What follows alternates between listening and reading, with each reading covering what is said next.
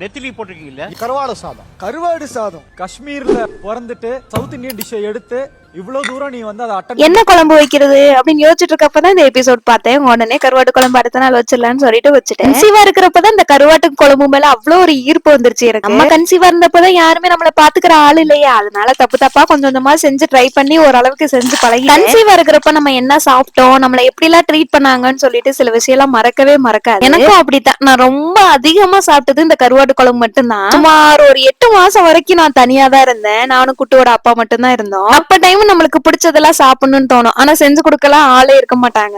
Maximum கடையில வாங்கி சாப்பிடறத avoid பண்ணிடுவோம். ஒண்ணு அவர் செஞ்சு கொடுப்பாரு, இல்லன்னா நானே கொஞ்சம் கொஞ்சமா செஞ்சுப்பேன். சரி 8 மாசத்துக்கு அப்புறமாச்சு வீட்டுல போய் நல்லா சாப்பிடலாம்னு சொல்லி கிளம்பி போனா இது ரெட்டச்சி மாசம், 8வது மாசம்ல இங்க வரக்கூடாது அப்படின்னு சொல்லிட்டு எங்க வீட்டுல சொல்லி இப்படியே கடைசி வரைக்கும் மூட நம்பிக்கை எல்லாம் ஃபாலோ பண்ணுங்கடா அப்படின்னு லாஸ்ட் ஒரு 15 days மட்டும் தான் எனக்கு தெரிஞ்சு ஏதோ செஞ்சு கொடுத்தா. கருவாட்டு குழம்புல கொஞ்சமா தேங்காய் போட்டு சமைச்சு சாப்பிட்டு பாருங்க, நல்லா இருக்கும்.